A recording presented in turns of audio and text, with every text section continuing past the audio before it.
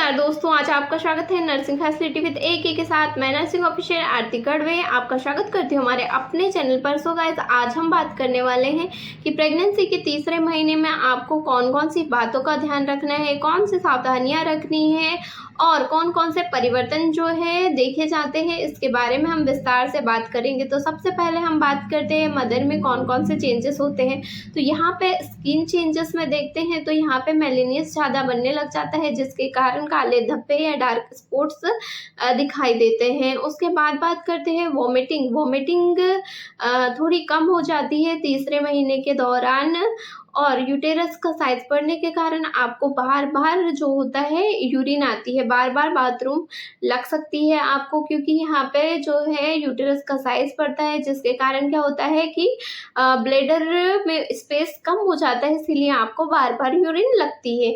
इसके बाद जो ब्रेस्ट के साइज में भी चेंजेस हो जाता है, ब्रेस्ट बड़े होने लगते हैं, भारी हो जाते हैं, और जिसके कारण आपको थोड़ा एबनॉर्मल लग सकता है, पर ये परिवर्तन होते हैं।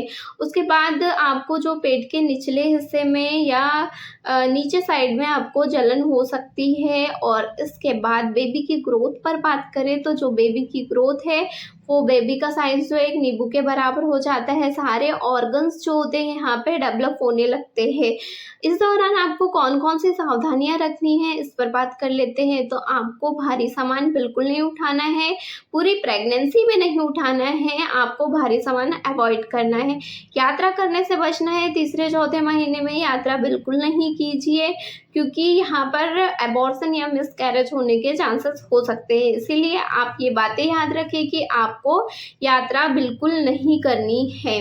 और गर्म तासीर की जो चीज़ें होती है वो भी खाने से अवॉइड कीजिए, जैसे कच्चा पपीता हो सकता है, अनानास हो सकता है, ये आप खाने से तीसरे महीने में बचिए, ये आपको बिल्कुल नहीं खाना है।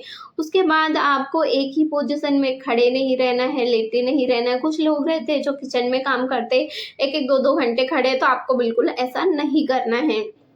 10 मिनट काम कीजिए, फिर उसके बाद 5 मिनट बैठ जाइए, उसके बाद फिर काम कीजिए। इस तरीके से आप काम कर सकते हो, पर कंटिन्यू 1 घंटे 2 घंटे तक खड़े होके काम कर रहे या बैठे हुए तो आपको ऐसा नहीं करना है। एक ही पोजीशन में नहीं रह के काम नहीं करना है।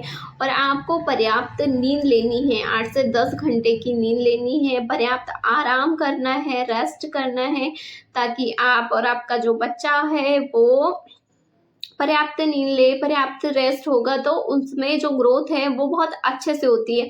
तो आपको क्या करना है कि पर्याप्त नींद लेना है, साथ में आपको क्या करना है, नेगेटिव चीज़ों या नेगेटिव विचारों से अपने आप को दूर रखना है, पॉजिटिव चीज़ों की तरफ आकर्षित होना है। ऐसी चीज़ें नहीं सुनना है जिसका अपने पे और बच्चे पे बुरा असर हो। ओके, ये बातें याद रखें।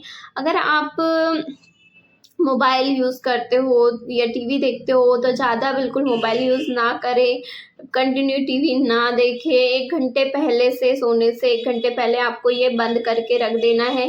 ये चीज़ें आपको याद रखनी है कि ये आपको नहीं करना है। इसके बाद आपको क्या करना है, बैलेंस डाइट लेनी है, आपको पर्याप्त रूप से डाइट लेनी है, जिसमें हरी पत्तेदार सब्जियां हो, दालें हो, मोटे अनाज हो। और जो डाइट का जो है हमारा वीडियो है वो भी आप देख सकते हो, उसमें भी सारी डाइट के बारे में दिया हुआ है। तो ये सब चीज़ आप फॉलो कीजिए। और साथ में आपको जो सप्लीमेंट दिए हैं, जैसे आयरन, फॉलिक एसिड की गोलियां हो सकती है, कैल्शियम, विटामिन D3 की जो टैबलेट है जो आपके गायनेकोलॉजिस्ट ने लिखा हुआ है, वो आपको टाइम टू टाइम लेनी है। ओके, ये चीज़ याद रखिए। और यहाँ पर क्या होता है, प्रेगनेंसी में स्ट्रेच मार्क्स आने लगते हैं, तो आपको क्या करना है, मॉइस्चराइज़र या फिर स्ट्रेच मार्क जो क्रीम आती है वो आपको परचेस कर लेनी है, या फिर आप कोकोनट ऑयल लगा सकते हो, क्योंकि स्किन में बहुत चेंजेस आते हैं, साइज़ बढ़ता है तो खिंचाव होता है। इसलिए आप क्या कीजिए कि ये स्ट्रेच मार्क्स की जो क्रीम आती है वो बुलवा लीजिए, डिस्क्रिप्शन पे दे देंगे हम ये क्रीम का आप वहाँ से देख सकते हो, या फिर आप कोकोनट ऑयल यूज़ कीजिए। अगर आप परचेस नहीं कर सकते या नहीं बुलवा रहे हो तो कोकोनट ऑयल बेस्ट है, तो आप लगाइए ये। और बहुत देर तक आपको भूखे नहीं रहना है, इससे क्या होती है एसिडिटी गैस बनने की समस्या हो सकती है। तो आपको क्या करना है, थोड़े-थोड़े टाइम पे डाइट मतलब कुछ खाते रहना है, कुछ खाना है, लंबे समय तक भूखे नहीं रहना है। टाइम शेड्यूल जो है आपका खाने का, उस हिसाब से आप खाना लीजिए, देरी मत कीजिए। और बहुत ज़्यादा गर्म पानी से आपको नहाना नहीं है, नहाने से बचना चाहिए एकदम गर्म पानी से, ओके? ये बातें याद रखें। अब बात करते हैं गंभीर लक्षण, तो कौन-कौन से गंभीर लक्षण हो सकते हैं जिन्हें देखकर आपको तुरंत हॉस्पिटल जाना चाहिए? सबसे पहला, अगर आपको लग रहा है कि आपको ब्लीडिंग हो रही है, तो आपको तुरंत हॉस्पिटल जाना है। अगर आपको प्रेगनेंसी के दौरान कभी भी ऐसा लगे कि ब्लीडिंग हो रही है, तो आपको तुरंत जाना है। इसके बाद अगर सीवियर एब्डोमेन पेन, बहुत ज़्यादा आपको पेट दर्द हो रहा है, तो भी आपको हॉस्पिटल जाके दिखाना है। और कुछ मूवमेंट फ़ील नहीं होती है, वैसे तो 5वें महीने के बाद ही थोड़ी हलचल या पेशाब करने में समस्या हो रही है, या आपका तेज सिर दर्द हो, या देखने में समस्या होने लग जाए, आपको जो सामने वाला इंसान है वो धुंधला दिखने लगे, तो तुरंत जाकर आपका बीपी और यूरिन टेस्ट वगैरह आपको करवाने हैं। ये चीज़ें याद रखें।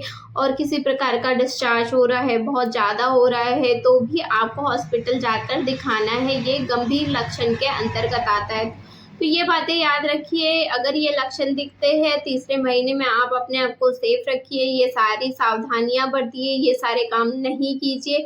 इसके अलावा भी आपके कोई डाउट्स हो तो कमेंट्स कीजिए, और वीडियो अच्छा लगा हो तो लाइक ज़रूर कीजिए, इससे हमें मोटिवेशन मिलता है, ताकि हम जो वीडियो बना रहे हैं आप लोगों को अच्छा लगे, आपके लिए हेल्पफुल हो, इसीलिए हम ये कर रहे हैं।